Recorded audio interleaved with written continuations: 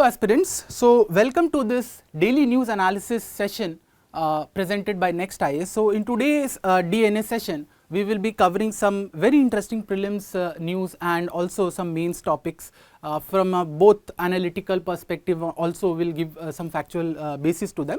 So let us understand what topics that we are going to cover today. So look at the prelims topics. So the first topic today that we are going to see is need a policy to bring down non-scheduled drug prices in India. So this featured in the Indian Express. For the second article that featured in the Indian Express, page number 11, was around disability rights and the recognition of disability doesn't always translate into rights. So that is an issue that has come up in the Indian Express, a very interesting issue. Then with the visit of President Putin pending in the near future, we have a very good article on India and Russia, so that we are going to see from both a prelims and a mains perspective. Then we have to focus on another article that featured in the Hindu, that was around security cooperation in the Indian Ocean. Then we are going to to an article on privacy issues in this era of deepfake, right, and deepfake use for various cyber crimes. Then the last article that we are going to look at is around the SIR and why it needs to be completely digitized, right. So let us come to the first topic of the day. So the first topic of the day, it is around the pricing of non-scheduled drugs, right. So in this particular topic, pricing of non-scheduled drugs, we are going to cover this from majorly a prelims perspective. So we are going to understand here what are, let me go to the next slide. Yeah, so in this topic we are going to concern ourselves with what are scheduled drugs, right, and how they are different from non-scheduled drugs. We are going to understand their pricing mechanism, the institutional mechanism, the authorities who are responsible for their pricing. Also, we are going to look at what the parliamentary committee, what are its observations with regards to the pricing of non-scheduled drugs in India. And then we are going to understand the core issues of drug pricing in India. So these are the things that we are going to cover. So recently a parliamentary standing committee, it has called for overall a new policy to regulate the pricing of non-scheduled drugs due to very high trade margins and lack of price transparency in India, right. So the current pricing control mechanism, it is not able to control the prices of the non-scheduled drugs, and that is becoming a concern for the citizen. I will give you a context. So if you look at if you read the article, there is an example given. For example, cetirizine, it is an anti-allergic, right, and the stockist price of cetirizine is ₹2, whereas if you go and buy cetirizine, so it will be available to you at an MRP of ₹21, right. So there is a margin of approximately 953%, right. So the problem is that cetirizine here is a non-scheduled drug, and the government is not able to control these margins, these high margins, right. So this is leading to profiteering by distributors, the hospitals and the retailers. So let us delve further into the topic, right. So what is the understanding, what are scheduled drugs, what are non-scheduled drugs? First we will understand that, right. So what are scheduled drugs? Scheduled drugs are basically those drugs that are listed on the national list of essential medicines and are subject to price caps under the Drug Price Control Order DPCO of 2013. So DPCO 2013 basically is in standing order under the Essential Commodities Act, and it is enforced by the National Pharmaceutical Pricing Authority. So under the DPCO, these drugs, these scheduled drugs, they are regulated under the DPCO, and the NPPA, it fixes the ceiling price of these drugs. So scheduled drugs are those where we have a ceiling price fixed by whom? By the NPPA. National Pharmaceutical Pricing Authority, and manufacturers cannot sell them above the ceiling price plus the applicable GST. So, any revision on their prices depends on the last year's WPI, wholesale inflation data, the wholesale price index. Based on that data, their revision in prices will happen. Now, what are non-scheduled drugs? So, non-scheduled drugs are outside this list and only have a restriction of a maximum 10% price hike annually, but no control over the initial price or trade margins. So, I hope you understand. So, these are those drugs. If I have to give you examples, paracetamol, insulin, anti-retroviral drug, basically the anti-HIV drug, or you consider your anti-TB drugs, these are scheduled drugs, right. Non-scheduled drugs, there are various examples of non-scheduled drugs. For I just gave an example of cetirizine, an anti-allergen, right, or various cosmetic drugs, right. So, their prices, they are not controlled by the DPCO, and definitely the NPPA, the National Pharmaceutical Pricing Authority, has no role to play here, and the prices, they are allowed to maximum is that 10% price hike annually, that it can be, that is the only restriction. And the NPPA does not have any control over the initial price, which may be very high for these drugs, and the trade margins, right. So, this is a problem with the pricing of non-scheduled drugs. Let us move further into the topic.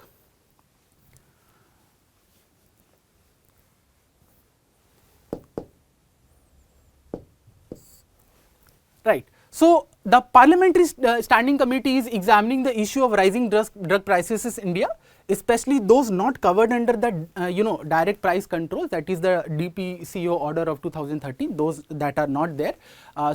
In that particular case, they can only subject it to maximum of 10%, but even if you look at the the core issue is that the initial price is so high and the trade margins are so high that they despite an average increment of 5.6%, these medicines are becoming very costly for the common people.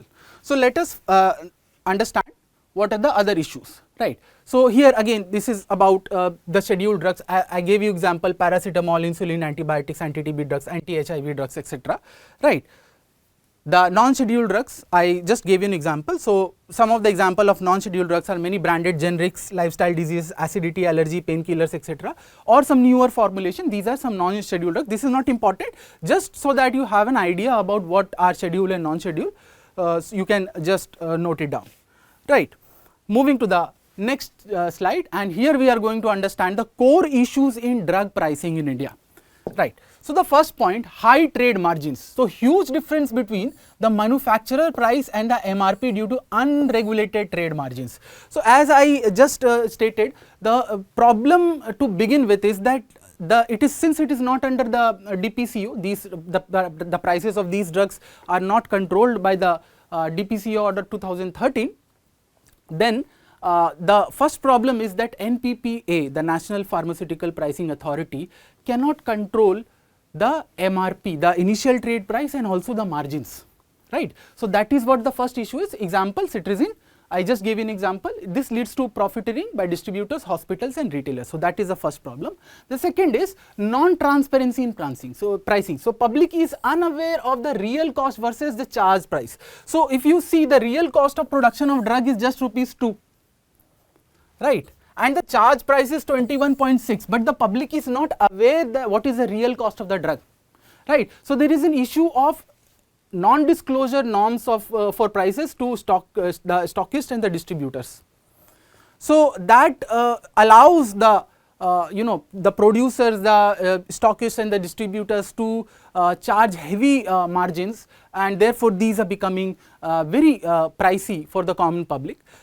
The third issue is the initial launch price of non-scheduled drugs. Companies launch these drugs at an arbitrary high prices, and NPPA has no authority to cap initial price. This is a significant policy gap.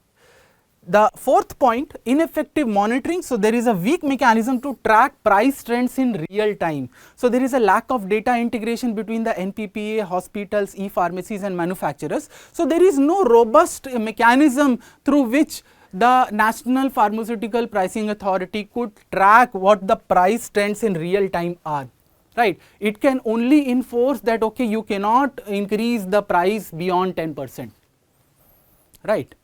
So, that these are the real concerns on the pricing of the non-scheduled drugs in India.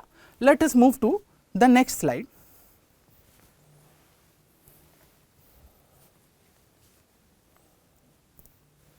Right. So, what are the committee observations in this regard? So, the committee has decided to, it has basically asked the department to come up with a comprehensive policy for price regulation for most non-scheduled drugs, not just during any health emergencies. So, do not wait for any health emergency to happen, but come up with a comprehensive policy for price regulation of all the non-scheduled drugs. One of the aspects that you need to understand here is about the concept of trade margin rationalization.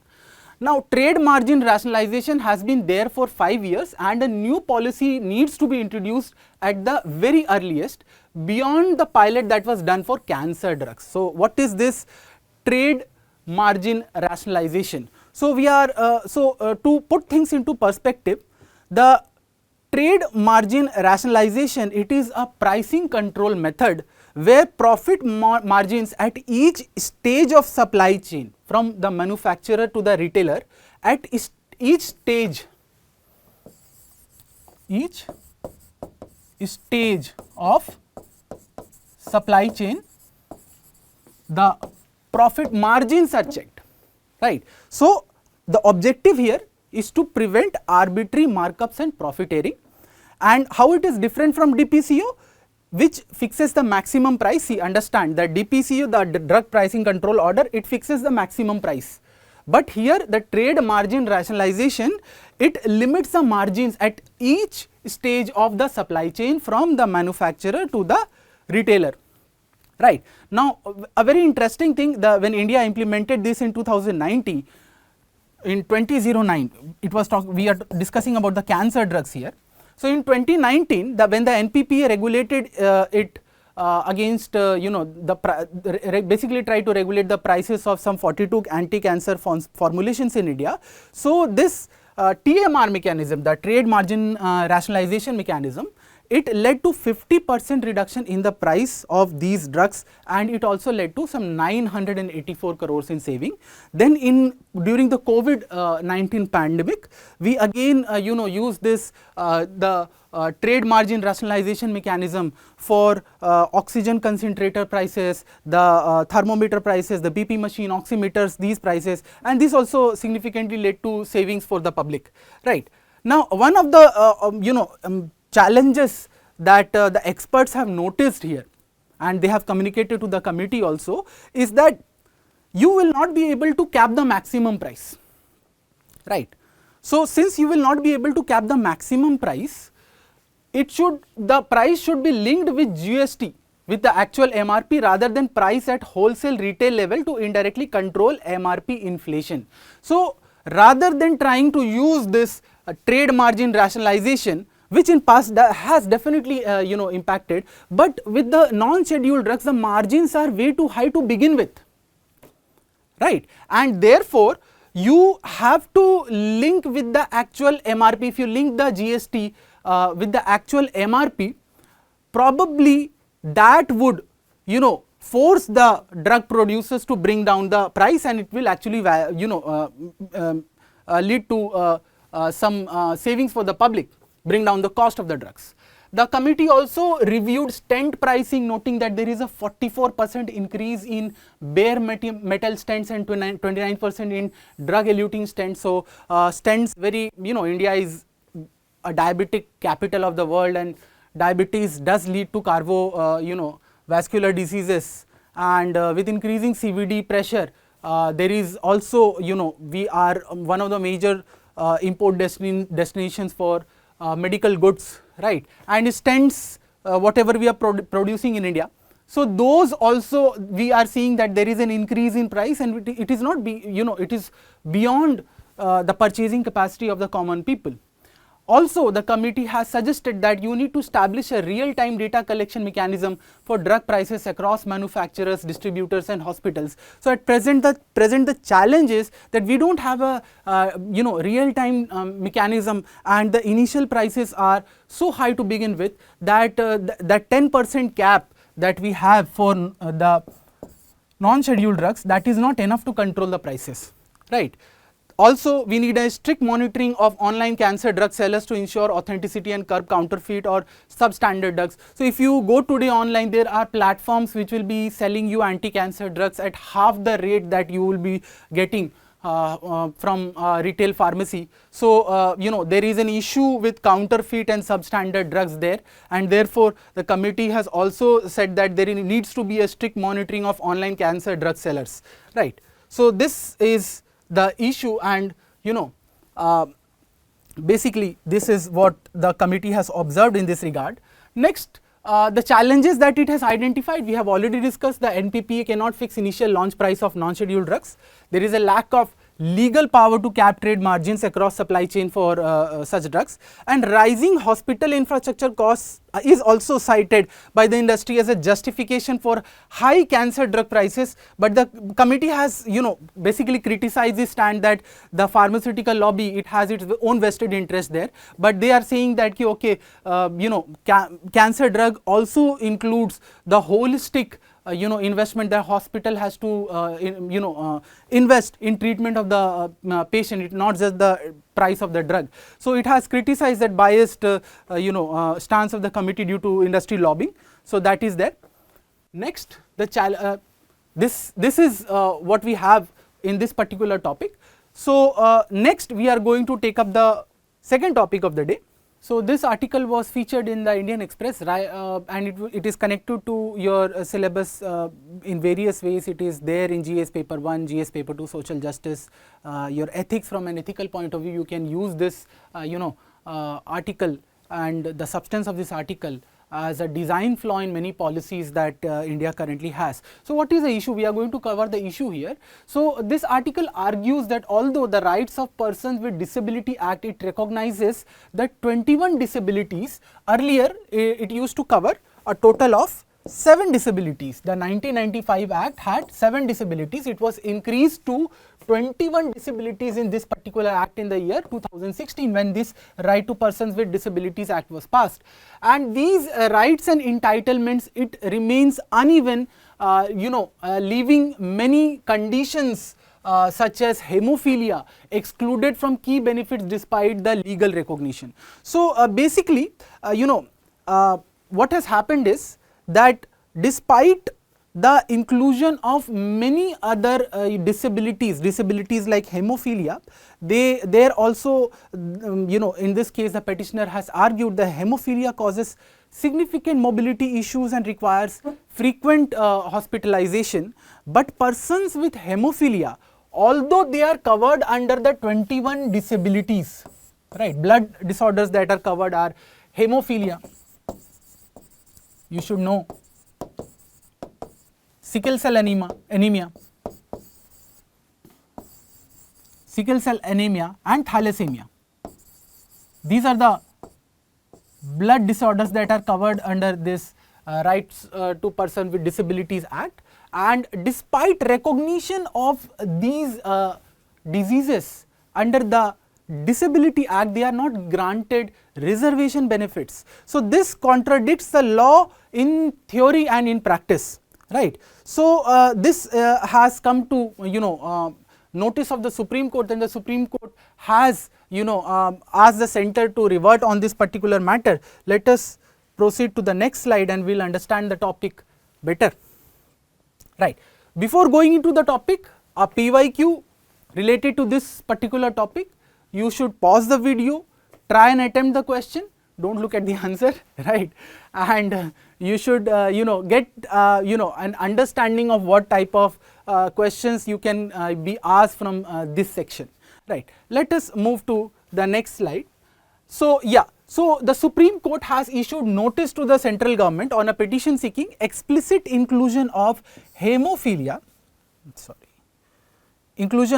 hemophilia under the Rights of Persons with Disabilities Act, especially for job reservation. So, although this hemophilia is included as a disability under the Rights of Persons with Disabilities Act, it is not considered as a disability for reservation in job and education and etc., thus defeating the very purpose of the Right to Person with Disabilities Act.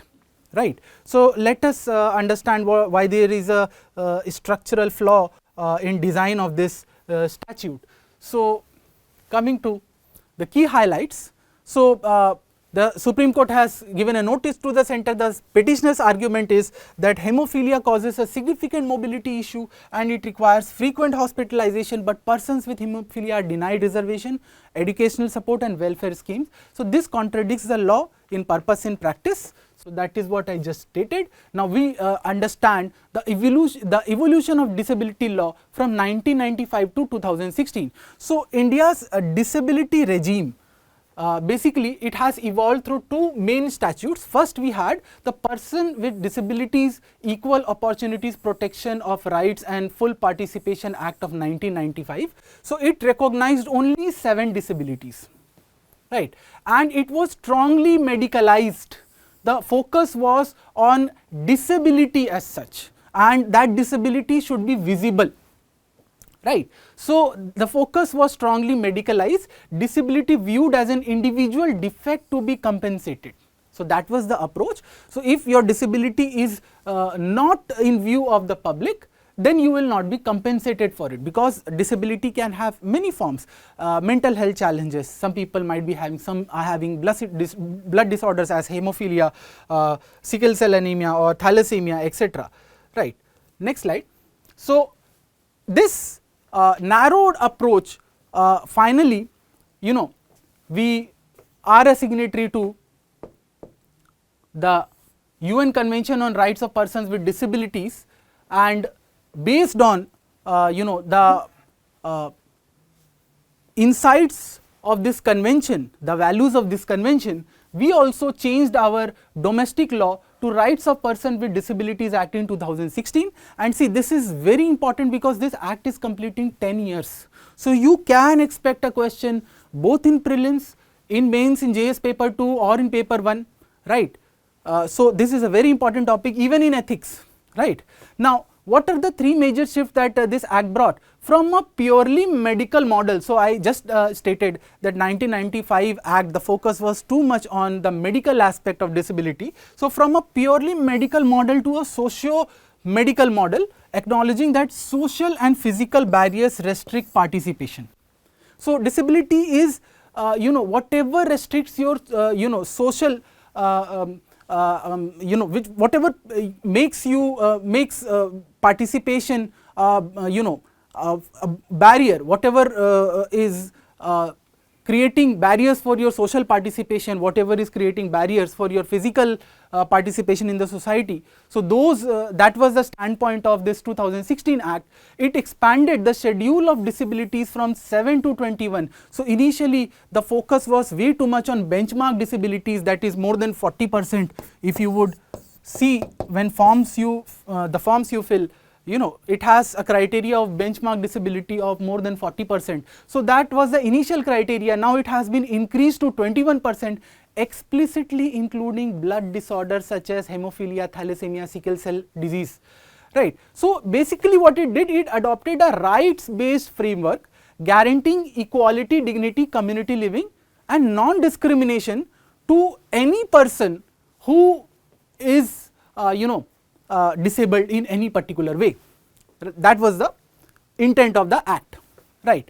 Now, what has happened? What is the design flaw in the act and why this petition matters a lot?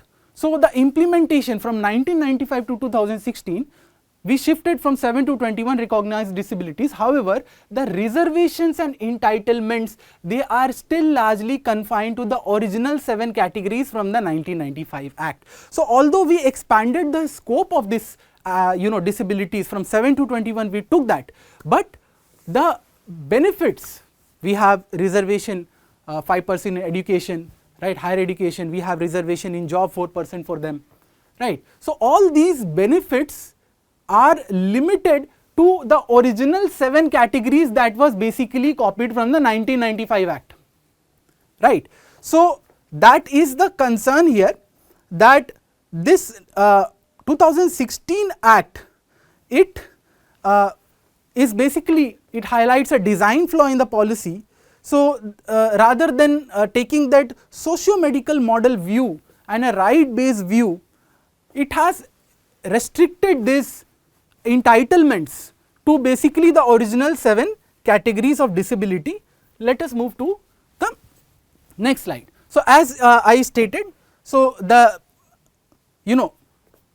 the Right to Person with Disability Act, although it adopted a socio-medical model, right based framework, but practical entitlements are only guaranteed to the benchmark disabilities of more than 40% disability, right. So, reservation benefits, education and employment, etc., etc. So, these disabilities are only for 5 broad categories who get reservation benefits, right. So, the 5 broad categories that you will see under the Rights of Person with Disabilities Act. So, the reservation benefits is limited to blindness, it is limited to blindness, hearing, locomotor disability, mental illness and certain multiple disabilities, right. So, disorders such as hemophilia, sickle cell anemia or thalassemia, which restrict the person from fully participating into the society, from being fully active, where the hospitalization time is way too high, and it creates enough number of barriers in their development. So, those do not get reservation benefits, right. So, that is a very big concern in this particular act, right. So, let us move to the structural challenges that we can spot in this particular act. So, what are the structural challenges? So, as stated, the initial focus of the 1995 Act was on visible disabilities. So, here also we are prioritizing the visible disabilities, those that are easily identified, whatever we can see and identify, right. Legacy bias from 1995 law still influences reservation categories, right. So, that is a problem. The last point is the double discrimination, the double whammy of discrimination that these people who are included in this, their conditions are included in the Rights of Persons with Disabilities Act. What happens is they are excluded from reservation and often they are declared medically unfit for jobs. Since they are not given reservation, the second problem that they face is that since you are outside the purview of reservation, outside the purview of affirmative action, you automatically are not subject to the medical criteria, you are declared medically unfit in exams like UPSC or various other public sector exams, right. So, declared unfit, so that is a double whammy for them and that is a big design flaw in this particular statute, right. Moving to the next, the acts and policies. So, this act in spirit, it should have been aligned with Article 14 of the Constitution, equality before law and equal protection of law. It is rooted in Article 21, right to life with dignity, right, and also Article 15, the prohibition of discrimination, right. So, these acts for regarding disabilities, the Right of Person with Disabilities Act of 2016, National Policy for Persons with Disabilities, benchmark disability definition and benefits, right. So, this was supposed to be very inclusive in nature, but this particular law on the implementation side, it suffers from a significant design flaw.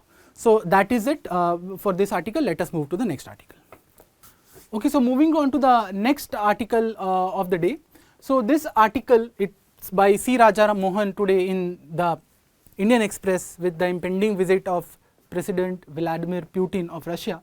So, the context of the article is that this article argues that India should convert its long standing goodwill with the Russia into strategic, diplomatic and economic gains as Moscow becomes increasingly dependent on partners amidst the recent geopolitical shift that has happened. Right. Now, if you look at the current state of affairs, so President Putin will visit India and this offers a chance for India to recalibrate the Indo-Russian ties, which has over the time it has been limited to government interaction only or defense deals, right. So what we are currently witnessing is that the Indo-Russian partnership, it lacks a durable transformation, and that transformation would require building a very substantive commercial, technological and scientific partnership with Russia, right. So without this economic foundation to Indo-Russian relationship, the rhetoric that we are having of multipolarity, it is not going to sustain for very long. That is what Mr. C. Rajamohan is arguing in this particular article. So let us discuss this and understand in the broader context of Indo-Russia relationship. Before that, you can see it is one of the favorite areas for UPSC questioning. In mains, they have asked a very pertinent question: what is the significance of Indo-US defense deals over Indo-Russian defense deals? So as I just stated, that with respect to both US and Russia, we have significant defense deals, and it becomes very important in the context of this exam, and discuss with reference to stability in the Indo-Pacific region. So this was asked in the year 2020.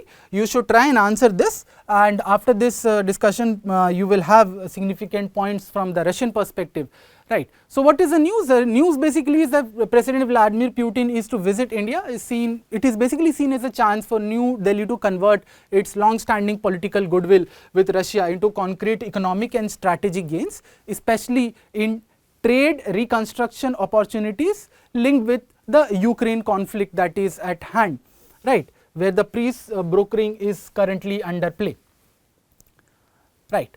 Moving to the next slide,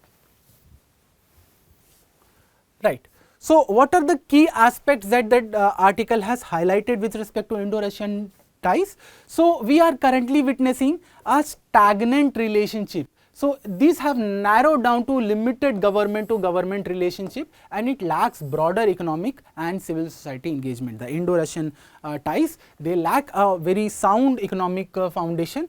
It is not rooted in technology, it is not rooted in scientific partnership or any commercial relationship. So the present, whatever relationship that we are seeing, it is Mr. Putin's personal role. So the continuity of the relationship owes much to Mr. Putin's personal commitment rather to the deep institutional or economic integration between India and Russia. So that is something that is to be noted here.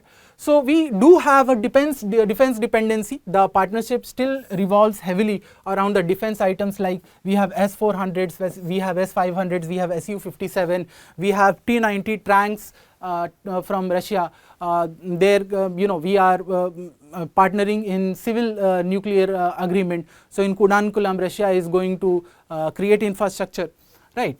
But the con side is that we have very weak trade. Now Russia is a 2.5 trillion economy, right, that is massive.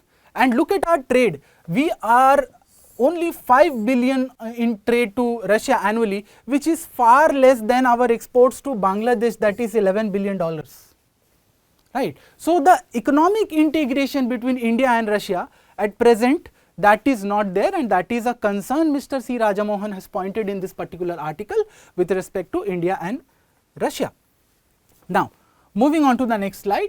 So India's strategic dilemmas with Russia. What are the strategic dilemmas? Oil imports and West reaction, right. So as you as you must have known in the past that when it was Mr.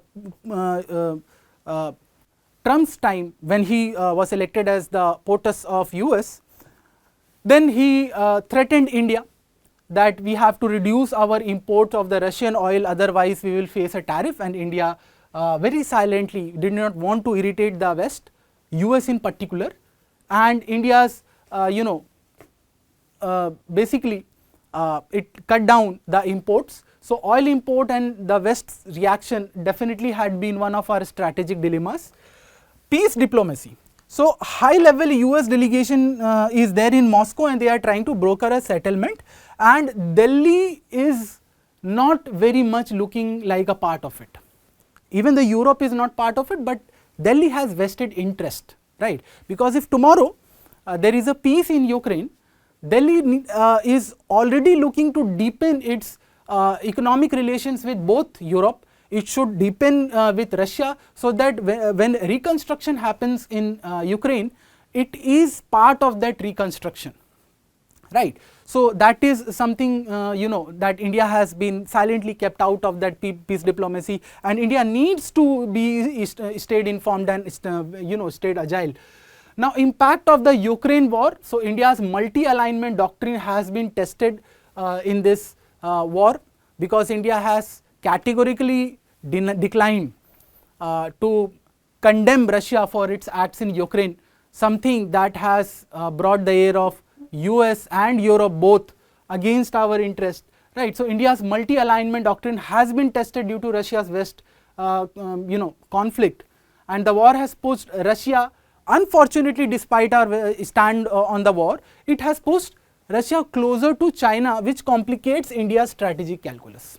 So not taking a very clear stand also has created a problem for us, right. So India's multi-alignment, multipolarity, the doctrine of multi-alignment, it has not gone very well in our favor in strengthening the relationship with Russia. However, it has definitely worked more to push Russia closer to China. Now Europe also has a concern, because Europe is fearing that they are being sidelined by Trump-Putin peace deal, and therefore, since Delhi has a very huge vested economic interest, recently Delhi has signed some free trade agreement with European countries, and Delhi must engage with Europe's need for strategic autonomy and stability, right. So we have a very important vested interest here, right. Now moving on to the next slide. So mainly if you look at the India-Russia ties, so it is cemented around the defense deals, so S-400, BrahMos, Suki 30 Mk1, right. Also the trade, if you look at some of the common platforms that we are participant with Russia, so we are with Russia in BRICS, we are in SCO, right. So this is some of the areas where we participate with Russia, but beyond this we do not have much. Moving on to the next slide, right. So now we come to a little bit of the historical background. So when India got independence, USSR was India's principal defense partner. We had a strong cooperation in space, Rakesh Sharma's mission, industry, heavy infrastructure, right. This was the Soviet era from 1950s to 1980s, and if you look at how this heightened, it was the political alignment during the Cold War that led to the Treaty of Peace, Friendship and Cooperation, a very important treaty which makes Russia a fair weather friend for India. But post-Soviet Union transition, the 1990s, the end of Cold War, the relations have weakened due to Russia's internal turmoil and India's economic liberalization, leading to diversification of partners.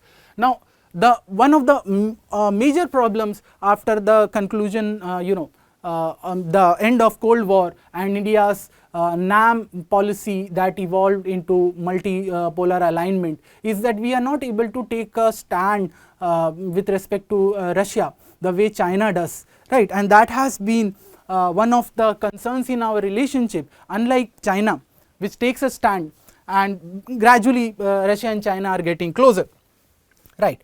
Moving on to the next slide, right. So the modern era, if you are looking at present era, so present era, the defense partnership we have is with Russia. 60 to 70% of India's defense imports historically, it is Russia is still India's largest defense partner. We have joint projects like BrahMos missile, license production of Su-30 Mk1, T-90 tanks, S-400s, S-500s, Su-57s. We have nuclear cooperation with Russia, construction of Kudamkula nuclear power plant, energy, India imports, discounted crude, although we have stopped after Mr. Trump's threats of tariff, and multilateral cooperation also. We are part of common platforms like BRICS, SCO, EU, INST, etc., etc. Right. So this you have to look at this visit of Mr. Putin very closely. It will be relevant both from your prelims perspective, it will be relevant from your mains perspective. From prelim you can expect some economic side questions between India Russia, you can expect mapping questions, right, and from a mains perspective this topic is very important. Let us move to the next issue. Okay, moving on to the next topic, the Colombo Security Conclave, right. So this article it was there in the Hindu, and the article explains how the revived this Colombo Security Conclave, it was formulated somewhere in the year 2014, is emerging as a practical framework for maritime security cooperation among India and the Indian Ocean island states against evolving regional threats. Right. Now India, it portrays itself as a net security provider in the region. So this article is very important from the regional geopolitics, the regional diplomacy perspective. So let us delve deeper into this particular topic, right. So before that, some UPSC has been asking questions regularly from this area.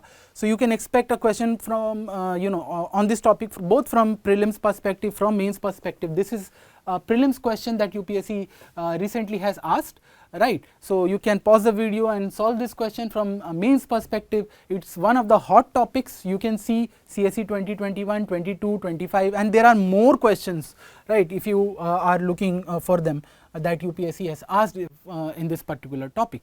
Now the 7th National Security Advisor level meeting, Colombo Security Conclave, this was held in New Delhi on the November 20th, right. It was hosted by India's NSA Mr. Ajit Doval and attended by member states from the Indian Ocean region. So this is the news. Now let us focus on the analysis, why this Colombo Security Conclave is important. So summit was hosted by India's NSA National Security Advisor Mr. Ajit Doval. It was chaired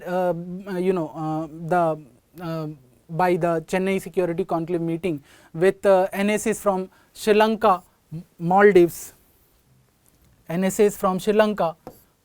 Mauritius and Bangladesh, right. Some new members who became full-time members, they were earlier observers, in fact they came as observers in this meeting, but Seychelles joined as a full member, expanding the CSE's footprint in the Western Indian Ocean, right. So Seychelles is one country, so that is very important from a prelims perspective that this new country has joined.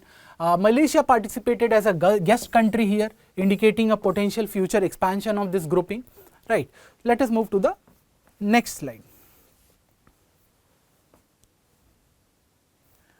Right. So what are the key areas of focus? The focus of this Colombo Security Conclave, it has been maritime security, right, counter-terrorism, trafficking and transnational organized crime, and cyber security. Now understand that for these littoral states, this ocean is a source of their livelihood, right, and since it is a source of their livelihood, it is very important for them to have both a security and cooperation and a developmental cooperation. And although India, it is a very strong, it appears to them as a net security provider in the region, the focus of these littoral regions on the security aspect is for the developmental imperatives that are associated with it. So maritime security, counter-terrorism, trafficking and organizational crime, or transnational organized crime, cyber security, these are the key areas of focus for this grouping, right. Moving on to the next slide, right. So Indian Ocean security challenges. So what are the security challenges that we can identify in the Indian Ocean? So at present there is a lack of strong regional institutional framework. So if you are looking at the Indian Ocean security cooperation, so there are multiple groupings. There is AUKUS, there is Colombo Security Conclave and many more, right. And this is basically a fragmented architecture. So there is no strong institutional framework around them. The threats in this region are both traditional and non-traditional, right. So piracy, illegal fishing, trafficking, cyber threats, from traditional threats to non-traditional threats, it's a wide ranging issue, right. China's growing footprint is another problem. not from the literal state's perspective, but definitely from India's perspective. So naval and economic footprint is a strategic concern for India. So this point is definitely from an India perspective, because China is expanding its reach in Bangladesh, Seychelles, it is expanding its reach in Sri Lanka, the Hambantota port that we are talking about, and it is a big concern from both the naval and economic footprint aspect is a big concern for India, right. Moving on to the next slide here, right. Now let us understand couple of issues. Now the first and foremost challenge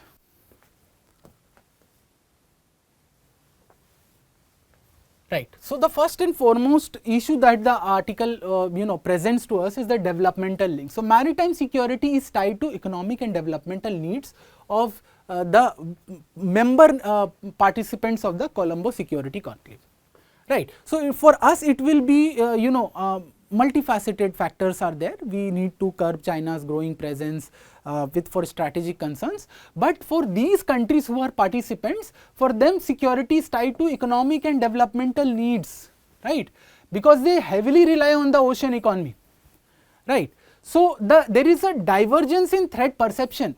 So while India views China's presence in the Indian Ocean as a strategic concern, other members see Beijing as a developmental partner, leading to diverging priorities. So this is one of the biggest challenges, that why India is not able to leverage these groups in its favor, right. And also there is no institutionalization of such groupings. So there is a need for institutionalization. Currently the Colombo Security Conclave, it operates through at a NSA level meeting. Basically it even lacks a secretariat, to put things in perspective. So it is just at a level of NSA level meeting. A formal secretariat or institutional mechanism is needed for sustained and policy aligned cooperation, that is at present missing. So this is a challenge particular in the success of CSC and regional maritime security in general. Right. So some prelims information. So the Colombo Security Conclave, it was started in 2011 as a trilateral maritime security cooperation mechanism between India, Sri Lanka, Maldives. So these were the founding members. You can be asked a question. UPSC in past has asked year of formation also. So that is very important to remember, right.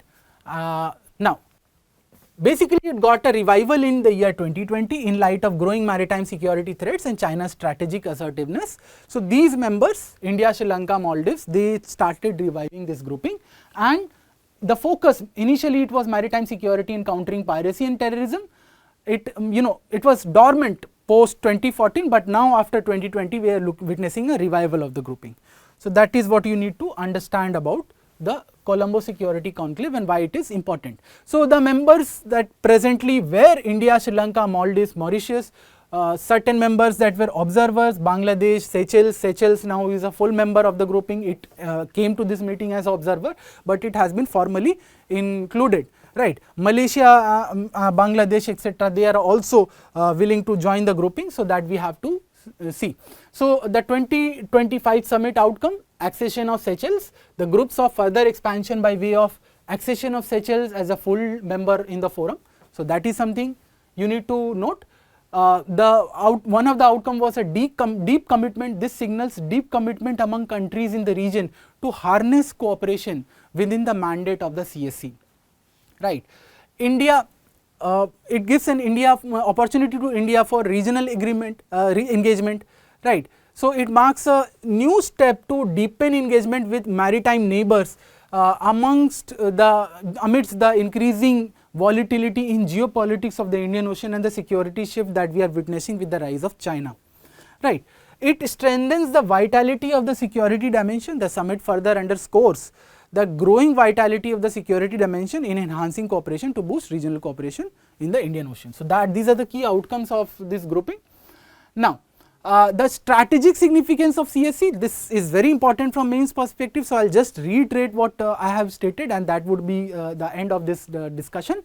So India's role as a security provider in the Indian Ocean region. So India sees itself as a net security provider in the Indian Ocean region. So therefore it is very important that although the entire architecture of the framework of security groupings in Indian Ocean is very fragmented, but it is very important for India to be part of these small groupings and consolidate them, right. Now, the geo-economic stakes, major global sea lanes, energy trade routes pass through the Indian Ocean, securing sea lines of communication is very vital. So, that is why it is very important. Addressing non-traditional security threats, illegal, unregulated, underreported fishing, drugs, human trafficking, piracy, climate change related disasters, cyber security, these are some non-traditional threats that these are emerging and India needs to control them, address them. The China factor is very significant, as I have stated, that India is increasingly concerned with Chinese naval presence in the Indian Ocean. Port development projects like Hambantota in Sri Lanka, Gwadar in Pakistan, debt trap diplomacy of China, which is both criticized but something that the member states cannot do away with. They are in need of development, right. So, this debt trap diplomacy affecting sovereignty of smaller littoral states, right. So, these are some of the concerns, right. So, they are the members of CSC, they are beneficiaries of Chinese aid investment. It makes it very difficult for them to take a stance against China. So, this is what the strategic significance of CSC is. You have to keep yourself updated on the issue. It is relevant from both prelims and mains perspective. Okay, so let us come to the next article of the day. So, privacy in a fishbowl society, this article featured in the Hindu, right. It is very important topic, right to privacy, declared in India as a part of Article 21 after the K.S. Puttaswamy judgment by the Supreme Court in the year 2017. UPSC since then has asked many number of questions both in prelims and in mains related to this topic, right. Now, what is this article about? This article is about the ill effects of artificial intelligence. We are witnessing the rise of deep fakes in our society. This deep fake is something that is being used in the elections, in electioneering, right, in propaganda, in creating fake news, all of these issues were there. Now, this particular article also highlights another challenge with respect to increasing cyber crime and issues with respect to cyber security. So, this article critiques India's evolving data governance regime, arguing that the new laws that after the Puttaswamy judgment, the Indian government had passed the data protection law. It also brought the Information Technology Act and intermediary rules after that. But despite these new law, citizens increasingly they are living in a fishbowl society where privacy is very fragile, and despite expanding state and corporate surveillance, these privacy laws are not enough to protect our rights, right. So, let us move to the understanding of issues. Before we go into the issues, as I said that UPSC has asked many PYQs, you can pause the video, answer these questions, right, and then move forward. It will train you for the kind of questions you can expect from this topic, right. In mains also UPSC has asked in 2017, 2024, privacy is a very important component of your right to privacy is very important component of your preparation, right. So, that is something that you need to really figure it out, you really focus on in depth. Now, what is the news about? So, what is the article basically talking? What is the focus? We have seen right to privacy in different contexts. Now, here in the present context, so the article talks about pervasive digital technologies and AI, they create privacy risks and cybercrime vulnerabilities. So, the issue is the non-consensual intimate image abuse. So, recent surge of non-consensual intimate image abuse, so much so that the Ministry of Information Technology had to come up with an SOP to curb the proliferation of these non-consensual intimate image of it can be of anyone, it can be of female, it can be of male also, but something that goes against your digital dignity, right. So, India has passed laws, gaps remain in enforcement and in victim support. So, that is one of the clear ideas that you need to understand from this article, and we are going to discuss this article in depth. So, let us move to the next slide, right. So, we are going to take a legal landscape in India. So, Puttaswamy judgment, it happened in the year 2017, it affirmed right to privacy as a fundamental right under Article 21. After that, we brought the Digital Personal Data Protection Act to strengthen this framework for digital data privacy, right, but it is very general in nature. We also have the IT Act of 2000 and intermediary guidelines which addresses online content regulation, but it lacks specificity on this non-consensual image abuse, right, intimate image abuse problem, and it is also very, not having enough teeth to curb deep fakes in the society. Right. So, in November 2025, the MeitY department, it released SOPs mandating content taken down of content that is basically reported that it is a non-consensual intimate image. It should be taken down within 24 hours. Right. So, it is a standard operating procedure for the various departments.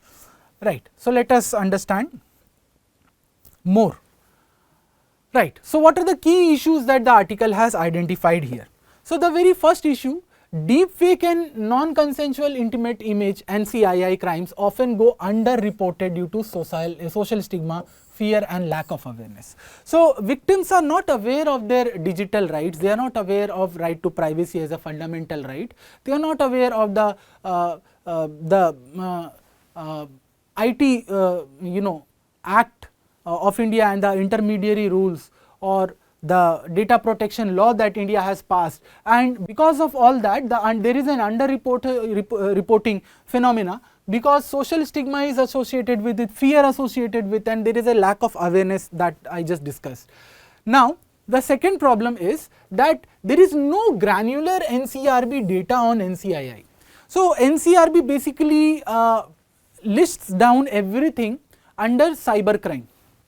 So, it does not have a separate data that how many cases of NCII in particular or deepfake video of sensitive content etc. have been reported by the police at various state level. So, although this question was asked to the center, in an RTI reply said that law and enforcement is a state subject and they might be having data. But the problem is that even the states have not categorized the data, properly arranged the data, and therefore NCRB basically does not have a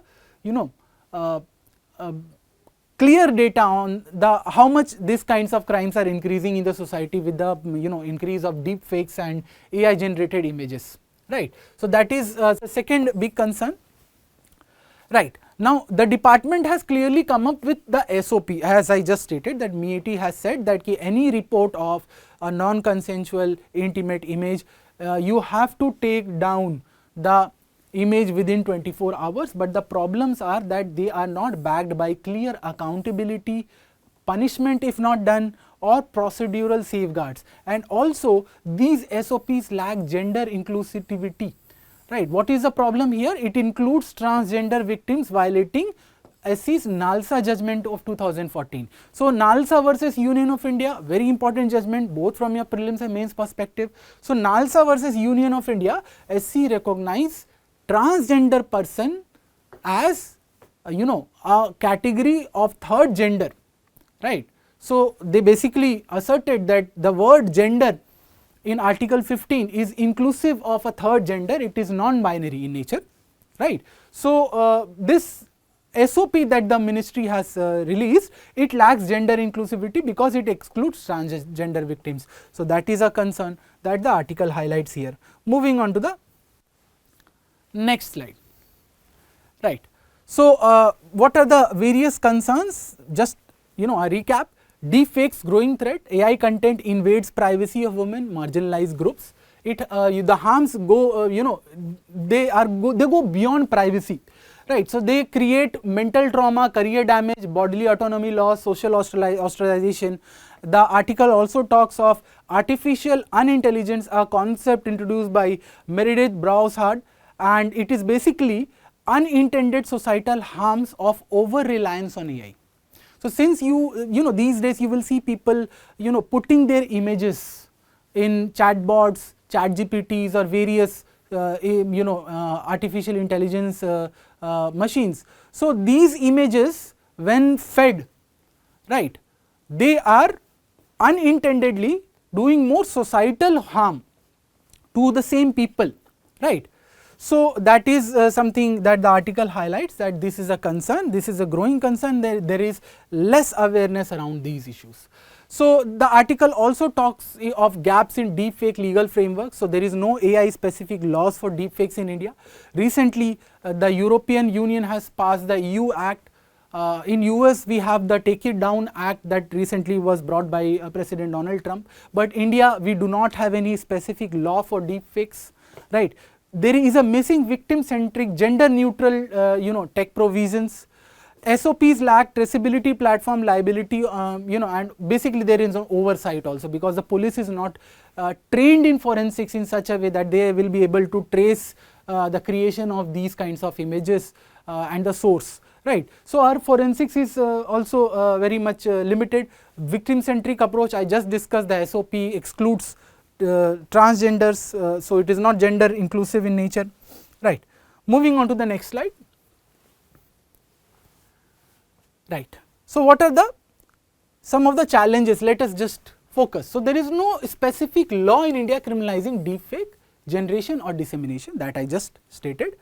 This SOP goes against the NALSA versus Union of India, which recognizes transgender persons as third gender, and it does not establish clear accountability mechanisms, define quantum of punishment, etc., for the authorities, right. So, these are some of the concerns.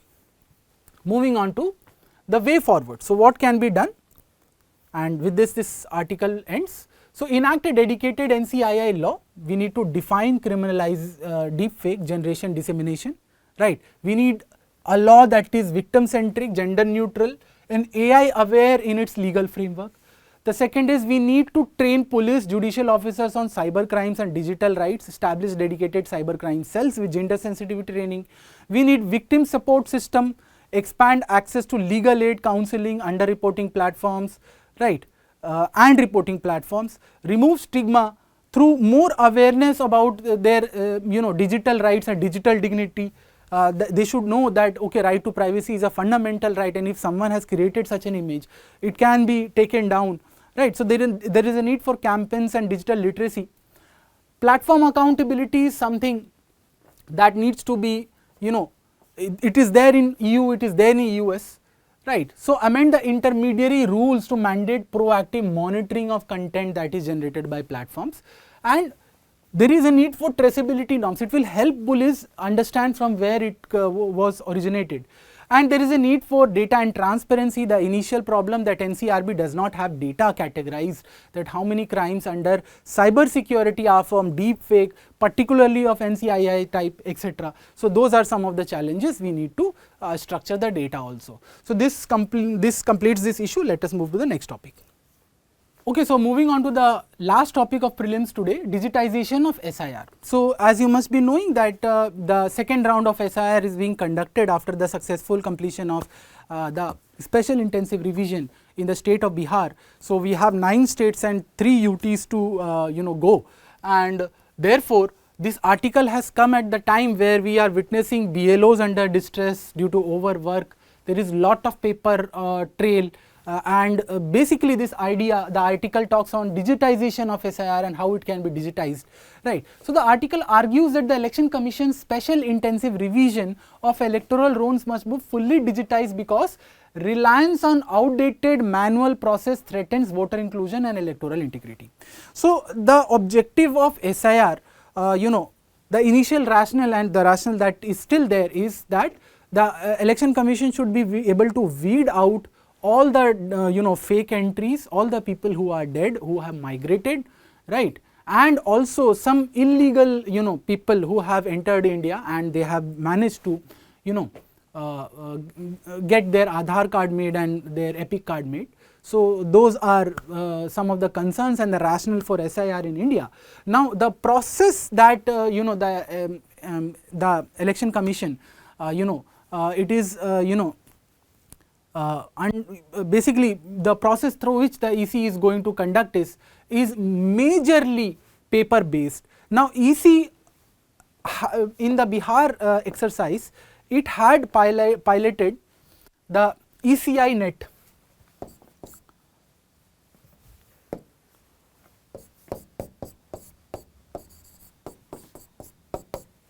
right. So EC has a state of the art ECInet platform, and the Election Commission had piloted this in the Bihar exercise, that people who have their enumeration forms, they can either go to submit these to dedicated places, go to and give it to BLOs, or they can scan and upload their documents, the enumeration forms that they have gotten from the Election Commission, right, online itself. But the problem is, despite these provisions that you can do all of this on your mobile phone, you can search data, you can search with your date of birth, address, you can search your blood relations.